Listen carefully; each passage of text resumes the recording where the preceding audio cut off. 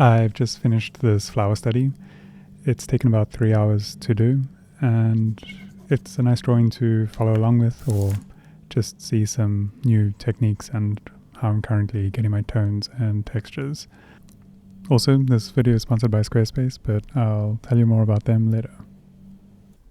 The first marks I'm going to make on the paper will be a rough outline for the flower. I'm drawing from a reference image that I took a while ago and uploaded it to my Patreon. This image has a nice combination of things, some very soft, gentle shading, some dark values, some crunchy details, and some out of focus areas, giving that beautiful depth of field look.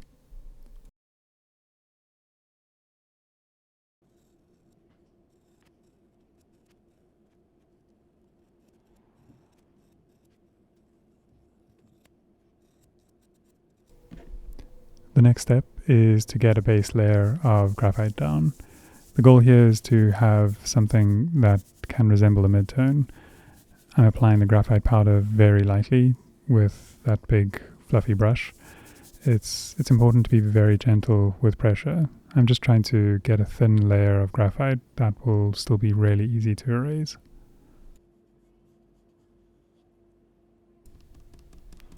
Now I'm using a kneadable eraser to pull some graphite out and to see how the highlights might look. You can see how gently I applied that graphite powder. It's taking no pressure at all for me to pull the value back out. It's also really fun at this stage to just get some experimental marks and maybe make some kind of happy accidents that weren't expected.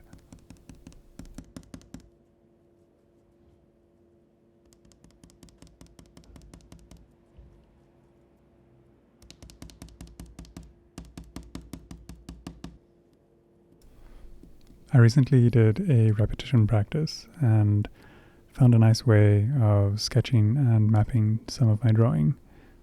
Using a soft brush that I've been trying to design, it's not there yet, but it does the job that I needed to do here at least. I'm getting very gentle tones. These are still easy to erase if I don't like any of the marks. We're trying to just build up the drawing slowly. Things are going to be far from perfect at this stage, but we're just trying to lay down the landscape.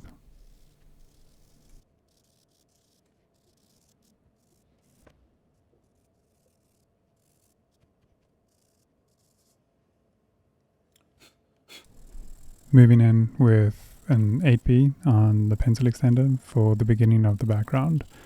The pencil extender allows me to get more even strokes over a larger area. It's very helpful for consistency. I'm trying to get an idea of how the values will look and where the hard edges of the flower are. I'm careful to hatch in the same direction so things don't look chaotic and messy. I'm also being sure to press very softly so as not to disturb the surface of the paper.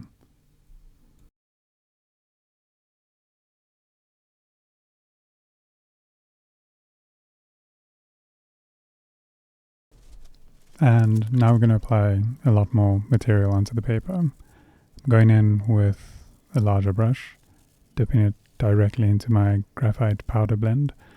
This is an experimental blend that goes a little bit darker than normal graphite powder, and it doesn't have as much of a shine.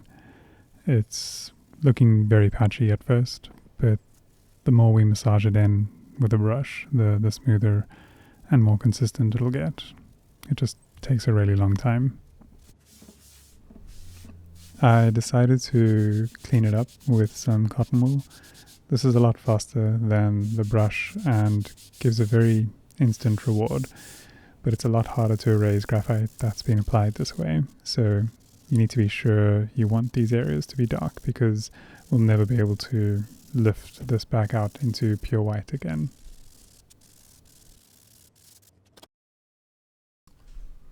I'm using another custom tool here. This is a sponge from a pan pastel set, but I didn't like the plastic handle that came with the set, so I made this little wild olive wooden handle with a little foot on it for the sponge sock to slip over. The straight tool feels a lot more accurate to me, and the wood feels a lot nicer to hold as well. I'm using this to get closer to my border with my graphite powder. This drawing will need a clean, crisp border to look good, so I have to be very careful and precise here. Using the Staedtler Mars Lumograph 8B black pencil, that name is such a mouthful, I'm using it to start drawing in some details in the flower and also to clean up the edges of the drawing, getting even closer to that crisp transition between the flower and the background. This is going to make the drawing look like it's in sharp focus. A key tip here is to always keep your pencil really, really sharp. We have to do this to try and keep the texture of the paper protected. As soon as it gets blunt and you start pushing a bit harder, you're going to start indenting the paper and things are going to start looking a bit messy very quickly. Dipping a small brush into the graphite powder is a great way to get the background tone in these smaller areas without going over the drawing around it. It's the fastest way to get accurate and smooth tone without using a stencil.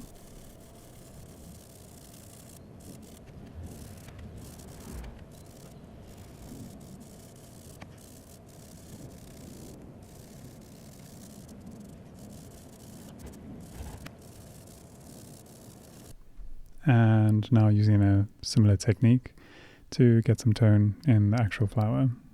I usually alternate tools between a brush, a kneadable eraser, and a pencil to slowly start building up and taking away tone.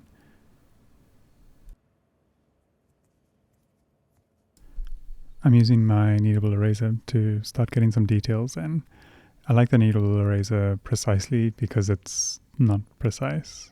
I feel like it creates slightly random, more organic marks, which feel more neutral rather than the straight, rigid marks that we might get from the precision eraser. Moving over to the precision eraser though, I'm cleaning it off with some sandpaper and then also shaping the tip to be nice and sharp. Just a little tip with using this tool, the trick is to press really softly and just move consistent strokes back and forth to erase graphite rather than pressing hard. Pressing hard will remove some material, but you'll also smudge your graphite back into the paper and leave permanent marks. And then I'm just going to use a blending stump to add a little shadow below some of those highlights. It immediately makes it stand out and look like it has volume. And the reason I like using the blending stump for this is because it leaves a much softer mark, especially for things like shadows as opposed to hard pencils.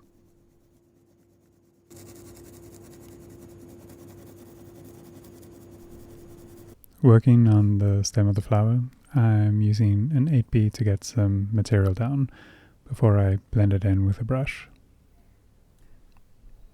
And using the brush just helps give a very smooth gradient, especially for fine shading in areas like this.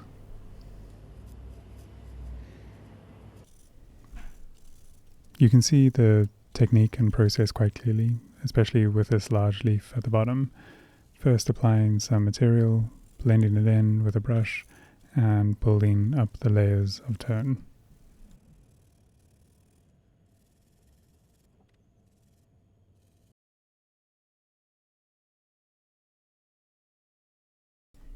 And once we've built up the tone that we want, we can start going into the details again with a pencil and using the eraser to erase the complementary highlights.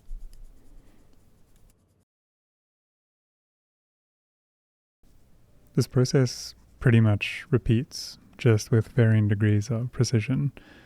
So for very detailed areas, I'm using smaller tools like the blending stump and the mechanical pencils, and just gently building up tone and making corrections with the erasers. And lastly, I'm using a mechanical eraser for some final highlights and marks. These tools are very powerful. They can give you such incredible results, but they are clumsy and can also damage the surface of your paper to the point that if you apply graphite over it again, it gets muddy and difficult to create any smooth or detailed tones. So leaving this tool for last is a good idea.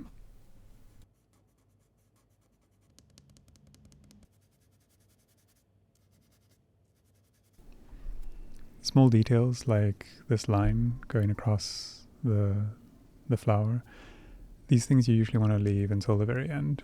If you ever need to make corrections on tone over the artwork or anything like that, if you've already gone ahead and drawn these details, you'll find that you have to erase them again, or they start to muddy up your highlights. It's important to analyze a reference image and then know which parts of the image you can leave to the very end. So this is kind of the final stage. Things are all starting to come together. The drawing has reached its final stages. I am pretty happy with some of those finer details that we're getting. There's a really beautiful softness to it, and to get here we've had to use just so many different techniques. So yeah, hopefully it's been really enlightening, I guess, to follow along. But before I end this video, I would love to give a huge thank you to this video's sponsor, Squarespace. I've been working with them for a couple of years now, and they've played a huge role in my career, not only in sponsoring these videos and helping me maintain this channel, but more importantly, early on in my career, I was looking for a way to showcase my work and make it easy for collectors to find me and get in touch with me. And I didn't have time to learn HTML and build a beautiful, reliable website. But I found that Squarespace did all of that effortlessly. I never had to patch or upgrade anything. I could register a domain with them and set up an online store, and most importantly, I could design a portfolio and show my work the way that I wanted to. Also, every time I got stuck, their amazing support team helped me out instantly. So if you're looking at building a website, give Squarespace a try. And if you decide that you love them, use this offer code and get 10% off your first purchase. There we go. I hope this was a easy video to follow along with, and that there were some useful tips and tricks to kind of apply to your own works. Let me know in the comments if there's anything in specific, or if there's anything specifically you'd like me to dive deeper into. And yeah, I'd be happy to answer those questions either in the comments or in the next video. I'm quite keen to do more of these small draw-along sketches in the coming months, so I'll be doing another one very soon. As always, thanks for the support, and I'll see you guys in the next one. Bye.